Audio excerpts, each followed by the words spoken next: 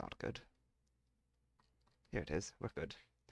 Welcome to 99% Geek Presents an audiobook theater podcast. I'm your host and writer behind 99geek.ca, Andrew Geczy, and this is being recorded on Monday, June 7th, 2021 at 9:29 a.m.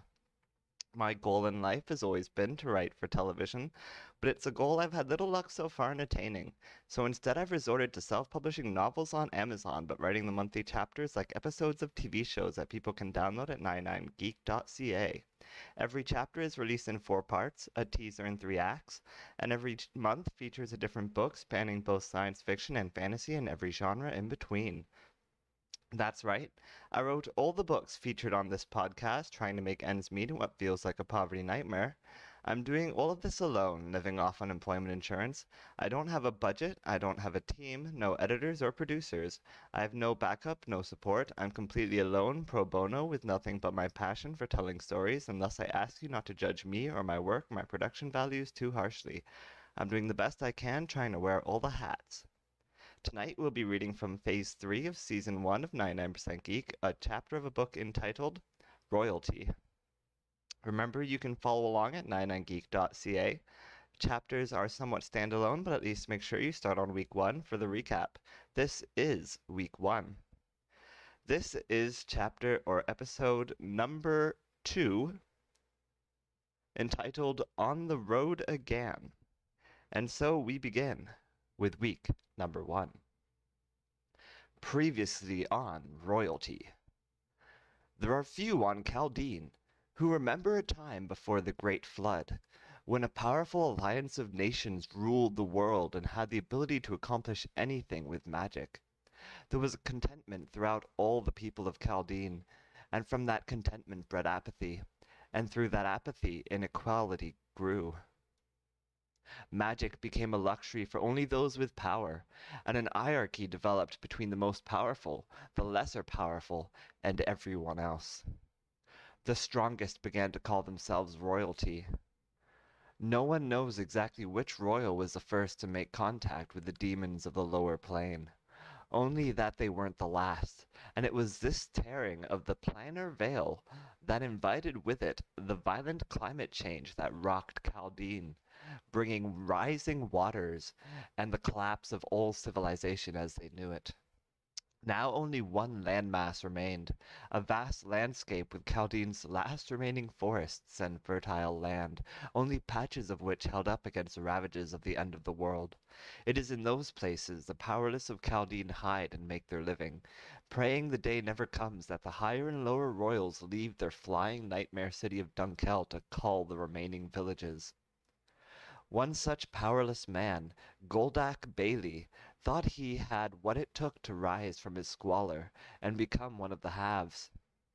He thought he could contend with the likes of the royals, and attempted to do business with them.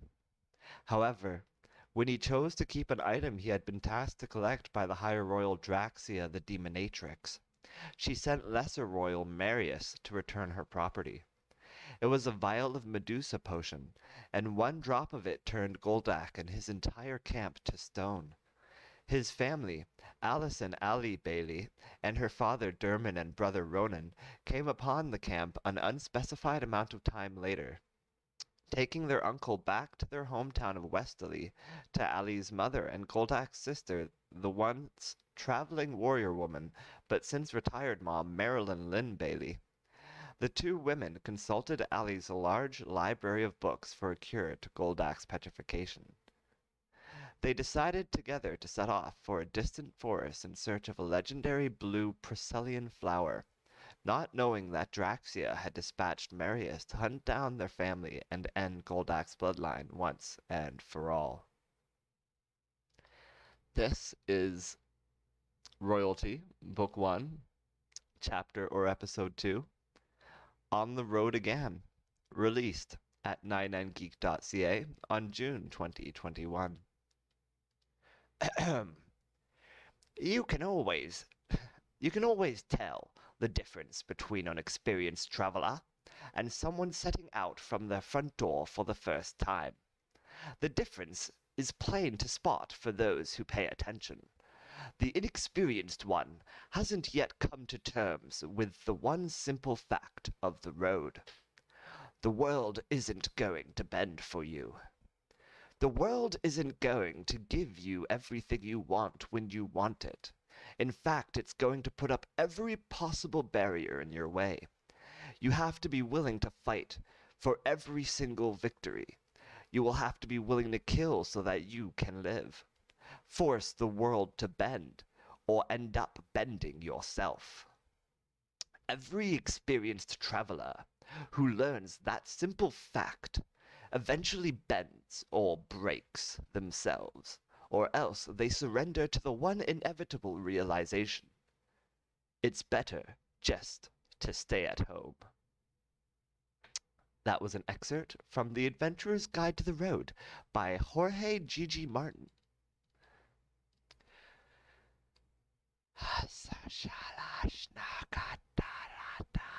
There was a whisper on the wind.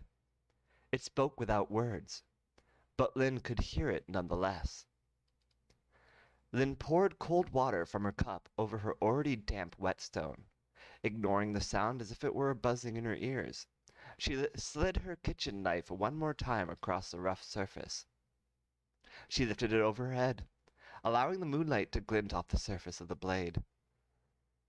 Perfectly sharpened and perfectly polished. Dermot had complained all evening about how poor a job it did cutting the venison. Now the blade would cut through meat like butter. She placed her kitchen knife down in front of her, and picked up her sword next, surrounded, as she was, by a variety of blades on that grassy hill beside their home. In her hands was a plain hilted sword, the grip firmly worked in over her many years with it. She had killed a lot of people with that sword, cleaned many a person's blood from the blade, slit throats, cut people down where they stood. She'd once even cut a man's torso straight in half with that blade.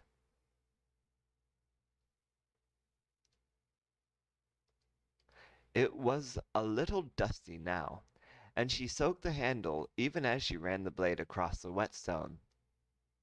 A light breeze jostled the grass around her. She had never killed someone who hadn't had it coming, but still she could remember so many of their faces. That look of confusion, that slap of realization that they weren't as immortal as they thought they were. She had seen it time and time again, the same surprise and disbelief. No one ever saw the end coming.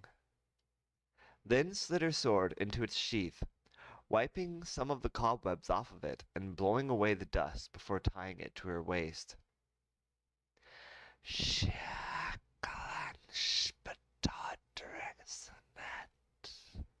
There it was, that indecipherable whispering of the wind. She looked around, expecting to see some townsperson hiding by the trees at the bottom of the hill she was on, but the dark leaves of the trees around her swayed innocently in the wind, undisturbed. Sometimes the kids would do that, try to mess with her. The strange family with different colored skin living on the edge of town was like an attraction to the young and curious. They would try to sneak around, spy on her family, catch them doing some witchcraft or eating babies or something. Try to catch them doing some witchcraft or eating babies or something. They never actually succeeded. I mean, there was that one time, but we don't talk about that. They then ate that person who saw. No. Okay, she would always know they were there, but this time she had no idea where the whispering would be coming from. Or maybe she was just going crazy. Excuse me. With a frown she returned to what she was doing, and next lifted the whetstone to her spear, doing both sides of the head twice. Unlike her other weapons, all of which she had put away in a trunk long ago when Allison was born, the spear had never left her side, often used to hunt for food. She wouldn't need to refamiliarize herself with it as much as she would the other blades of her arsenal.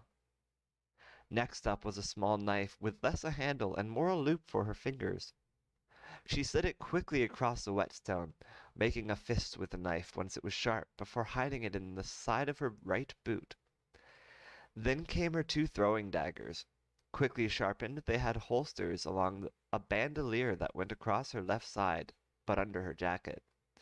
Then there were 2 throwing hatchets.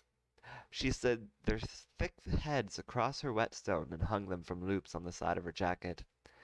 And then there was another sword, shing, smaller than her main, but one she had used in her offhand many times, though she had another use for it this time. She sharpened it quickly and sheathed it, but slid the sheath into her pack tied to her horse instead of putting it around her waist.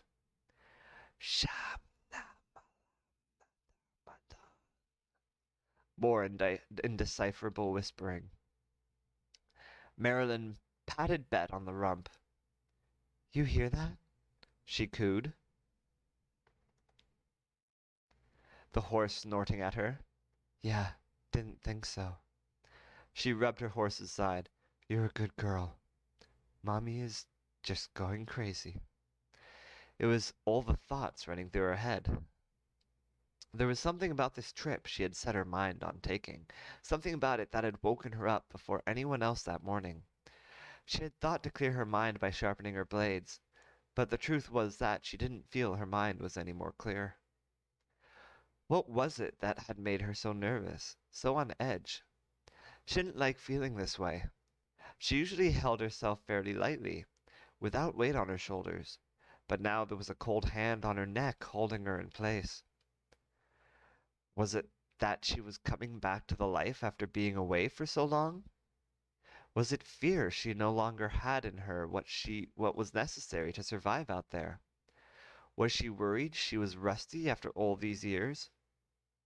This trip wouldn't be like a day's walk to Goldack's camp. That road had been patrolled regularly by his people, and no bandits would waste their time or lives watching a guarded road into the barren wastes. Not enough people ever went out that way to be worth their time. But the forest they were headed for was half the way to the free city of Narcafe, and that road was the most dangerous road she knew. Taking a deep breath, Marilyn put away her whetstone, grabbing it in fabric, wrapping it in fabric, and hiding it away in their shed. She then took her spear and began going through the different forms she'd put into practice 100 times before. She was still practicing as the sun began to rise over the horizon. She knew that Allie would be up soon. There was a part of her that hoped her daughter didn't wake up in time at all, that she slept through lunch and Lynn had no choice but to leave without her. Was that what was making her feel so uncomfortable? Was she afraid that something would happen to Allie? Was she afraid Allie would get hurt, that she wouldn't be able to protect her own daughter? Or was she afraid her daughter would see that side of her and never look at her the same way again? Perhaps it would be smarter to leave before everyone else woke up. Another cool breeze wafted over her, and she looked out at the town of Westerly laid out below her. The mayor of the town didn't much like Lynn, but she more than appreciated the protection Lynn provided the village as long as she was nearby. It must have been quite the conflict for her, which bothered Lynn not at all. But perhaps she'd be happy to wake up and learn her most hated rival in the village was out of her hair for a few days. Lynn had made up her mind then. She had grabbed the rest of the supplies she needed from the kitchen, and the sack of books Allison had packed last night before going to bed. That sack was in her room. She'd do all that with the sneakiness of a cat, and be long gone before anyone else woke up. Scene change, boop, boop, boo-doo, boo-doop. Scene change, boop, boop, boo-doo, boo-doop. Scene change, boop, boop, boo-doo, boo-doop, boo-doo, boo-doop. Boop, boo-doop, boop, boo-doo, boo-doop. Marius pushed open the doors of his fortress, the large and heavy stone doors thooming as they came to a stop against the walls of his front hall. His castle and surrounding grounds didn't have a fancy name like Draxia's Netherhold, nor did it have a garden of razor-sharp plants or spikes coming out of every spike. But this cold stone fortress, with its tall spires, was a warm home to him, and he was glad to be back. There was a lumbering of footsteps that quaked the floor beneath his feet, and Marius could only just make out the large form of a stone golem in the shadows. His home was full of shadows. He liked his fortress dark. He was at home in the darkness. The golem stared out at him through the shadows, and he stared back at it. It was awful. Marius spoke at last, his shoulders slouching. She was so mean. The golem didn't move any closer, but it tilted its head and gave off a low moaning rumble, almost like a rumbling whale cry.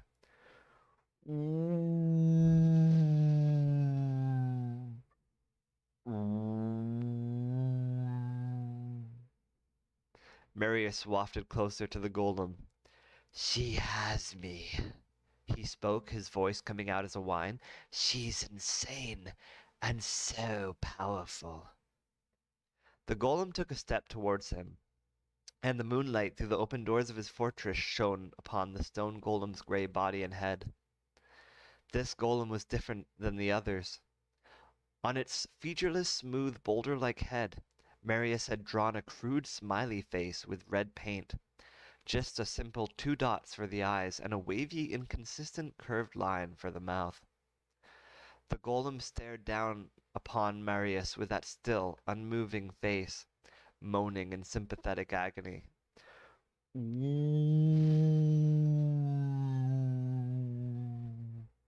It lifted an arm, made of many large rocks, and gently wrapped it around Marius, drawing him into a hug. I'm trapped, mother, Marius said, smothering himself in his golem's bosom. She's trapped me, and I don't know how to get out.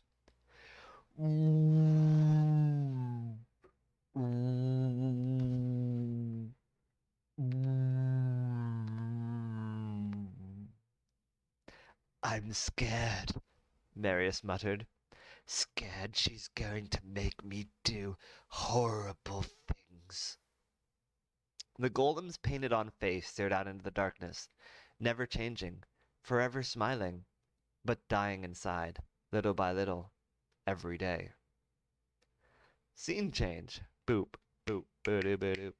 Scene change. Boop, boop, ba-doop. Scene change. Boop, boop, ba-doop. That shit was fucked. Marilyn had everything she needed, stealthily sliding across the cabin floors and expertly making sure not one floorboard even creaked.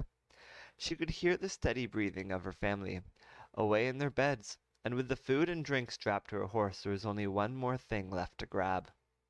Allison's sack of books. Lynn snuck into Allie's room, her footsteps as silent as a fly landing on a table. Allie let out a snort, covered in her heavy quilt blanket to her neck, her colored afro sticking out like a mountain of hair on her pillow. Lynn liked watching her kid sleep. She knew it was creepy, but there was a time when Lynn didn't think she'd ever have children of her own. She thanked the elemental gods every day for the blessed life they had bestowed on her. She wouldn't allow anything to destroy it. The sack of books was at the foot of Allie's bed, and Lynn grabbed it. She was rather proud of herself, collecting everything she needed without waking anyone. She supposed she still had it, after all. It being quotations, being, that thing, that badass kicking thing. As she turned to leave the room with the sack of books, there was a tugging on the sack, and Lynn's daughter was yanked from her bed by her foot. She dropped to the floor, hitting her head hard against the, She dropped to the floor, hitting her head hard with a thunk, and swore as she woke up. She was already dressed to set out. Ah, Allison said loudly. What the fuck? Quiet, Lynn whispered at her, listening to hear if Ronan or Dermot had been woken up by the ruckus. Allie seemed to realize what had happened, and a grin formed on her lips even as she rubbed her head. Tried to leave without me? She asked her mom, then offering her daughter a hand to her feet. I thought you might, so I made sure that wasn't going to happen. So you tied the books to your leg? Lynn asked her daughter in surprise. It worked, didn't it? Allie asked, rubbing the back of her head. At least kinda. I don't want you coming with me. Lynn told her daughter, bending down to untie the sack from Allie's leg. I knew you'd change your mind, Allie accused her mom. When you said I could come with you, I knew that didn't sound like you. You've never allowed that before. I thought maybe you weren't thinking straight and would second guess yourself. It's not like that. It's not like you think, Lynn told her. It's just too dangerous. Allie's face scrunched up. So it's exactly like I think? She said. Marilyn let out a sigh. Fine, she told her daughter, loosening the knot and getting the sack free. Then you're a smarty pants face, but you're still not coming with me. Traveling on the road isn't like what you read in your books. It's not parties and keggers and friendly innkeepers ready to share not just their food with you, but their beds as well. Allie was taken aback. What kind of books do you think I'm reading? Alison Bailey? Lynn said as loud as she dared, making sure her daughter knew the conversation was final. Allison crossed her arms and whispered, Take me with you, or I scream and wake everyone. Apparently she didn't know. Then stared down at her daughter, stubborn, unwavering. Allie opened her mouth, and Lynn slammed her hand over it. Fine, Lynn hissed. You can come. She let go of her daughter's face. But if you get raped or killed on the way, I won't even care, not even a little bit. It was a lie, of course. The fear of that happening was almost debilitating her, and she wasn't sure how she would be able to last the entire trip feeling that kind of anxiety. Allie chased after her mom as Lynn made for the door. But you'll try to stop it, right? She asked her mom in a whisper as she scurried after her. If someone tried to do that to me, you'll stop them, right? Maybe, Lynn muttered as they stepped outside, making it to bed and pulling the small sword from her horse's pack. But just in case we get separated, I want you to have this. Allie drew the sword from its sheath and examined the wide handle without a hilt. It was almost like a machete, except with a pointed tip. It's so small, she said to her mom. It's the length of your forearm, Lynn told her daughter, as your first sword should be. Allie compared the sword to her arm, and looked surprised to see her mother was right. But yours is so much bigger, Allie commented, gesturing to her mom's belt. Lynn drew her sword and compared it to her arm. It's the length of my arm and hand, minus the handle, she explained, and heavier than it looks. She offered her daughter the sword. Try it. They traded swords, and Allie almost dropped Lynn's sword, point first, into the dirt. Wow, she remarked in surprise. It is heavy. Come at me, Lynn told her daughter. Try to attack me. Allie laughed. I'm not doing that, she insisted. What if I hurt you? It was Lynn's turn to laugh now. Then I'd die the proudest mother in history. Allie lifted the sword and heaved it at her mother, but Lynn easily deflected it away with her much smaller blade. See how off balance you are? Lynn commented without judgment in her voice. Your weight is all over the place. You have no place of power. You have no center of power. I don't know. I'll fix that later. That clearly didn't work, but there's been a few lines that didn't work, and I'll go back and fix them later. Your weight is all over the place. Until you become more proficient, you'll be more effective with a smaller blade. She flipped the short sword in her hand, offering the handle to Allie. Allie took it. I see your point, she said, and Lynn took back her long sword. Allie swung her short sword through the air a few times, getting a handle for how it handled. Getting a feel for how it handled. There, see? Fixed. Come at me again, Lynn challenged her daughter, and Allie swung up with her blade, but Lynn knocked it easily aside with her sword. Allie came in again from the side, and this time Lynn locked blades with her. See? Lynn said. You had the energy to come in for a second attack. You can move faster with that blade, strike and retreat before they can strike back. She pulled away from her daughter and sheathed her blade. It's a good sword. I trained with it when I was a kid. Passed down to me by my father, and now from me to you. Allie looked at her new weapon. My grandfather fought with this sword? She asked in shock. Lynn smiled. I said he trained with it. I think he might have leveled up to a big boy's sword before marching off to fighting the ogre wars. Still, Ali said, pulling Bill from the stable and strapping her sword to the handle. To the saddle, sorry, strapping her sword to the saddle. I really appreciate this. She strapped her books to the other side of Bill, and both women climbed up onto their horses. Here's a question, Ali asked as they began trotting down the property to the road. Why haven't you ever trained me or Ronan with a sword before? Your father, Lynn admitted, looking at her beautiful daughter as the sun hit her face. He didn't want me to bring any of the violence of my old life into this new one. Ali returned Lynn's stare and then smiled. I've still tried to prepare you two best I can. Why do you think I took your chores so seriously? Ali scrunched up her face. Carrying water? Cleaning? Lifting those rocks down by the canal? Conditioning and discipline, Lynn told her daughter, are a fighter's strongest weapons. They reached the main road, and Lynn turned left. Come on, we have to cut through the village. Let's hope we don't wake up anyone. Hey, Mom, Ali called out in a hiss as they trotted down the road. Yeah, hon? She confirmed she was listening. All this self-defense stuff and being prepared, Ali said, waiting for a rooster to finish cawing as the sun beat down on the buildings around them. As it finished its call, she continued. Is the rooster. It's just in case, right? Like odds are nothing's going to happen. Sure. Lynn lied, convinced that Ali couldn't be more wrong. Odds are. End of week 1. Thank you. I hope you have enjoyed week 1. Thank you for tuning in. I know I may not be the best reader or sometimes even the best writer. There are a bunch of mistakes there that I'm going to go back and fix once I finish recording this. But I appreciate you guys for supporting me and still being there for me, whatever few of you are left. And I just wish I could figure out how to make my audience grow because I try and I try and I try and it just keeps getting worse. It's really depressing.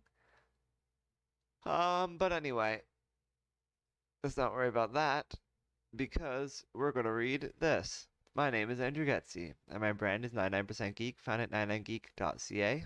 I'm a writer writing monthly chapters of novels like episodes of TV shows, releasing them in 4 weekly segments, a teaser in 3 acts on Mondays at noonish on my Patreon page. Every month it's a different book over a range of genres, and they sometimes even cross over and connect. At the end of the month, the finished chapter is added to the PDFs attached at the bottom of every post. Finally, the finished books are self-published on Amazon. There's a dark fantasy story about a post-apocalyptic world where powerful royals rule and enslave the remaining people struggling to survive on the last remaining landmass. There's also a sci-fi story about a people on a dying world who have built a ship to a new one, but their project is almost brought down by a terrorist organization within their own ranks. Finally, there's a crossover story where characters from my other books are brought into the distant future where the princesses of a far advanced civilization, one that lives in a solar system-sized megastructure around a Dyson Sphere, needs help defeating her twisted, power-hungry brother. And all these stories will be outside the paywall for all to enjoy as new episodes release weekly, and the finished chapters will be attached to the bottom of every post on the site in convenient PDF format, readable on computers, tablets, ebook readers, and phones at the end of the month. But that's not all my stories. There's also urban fantasy tales about a teenage girl turned into a vampire against her will, or a scorned lover investigating paranormal phenomena, or a journalist covering news and politics in the Middle East. There's a fantasy story about a fallen angel trying to stop the end of the world. All these stories are published and available on Amazon and are also safe and sound behind the paywall in PDF format attached to an archive at the top of my Patreon page. Only viewable by subscribers, my entire library of work, thousands of pages worth, is easily accessible to every subscriber at any level. There's even a Geekly Weekly blog which covers all the news you may have missed over the week, as well as ranks a week's worth of television, and makes predictions on what new pop culture things might be in the public consciousness for the next week. It releases every Saturday at noonish. Finally, I do video game streams, both multiplayer matchmaking as well as single-player campaign playthroughs. You can see me play games like Final Fantasy, Call of Duty, Hitman, and more. Watch them as they happen at twitch.tv/wingcommander4, or wait until I release the recorded videos on days when I have nothing else to release. and you can see it all in one place. So stay tuned and maybe subscribe. It's only $1 and the support you show will go a very long way, I promise. There are also higher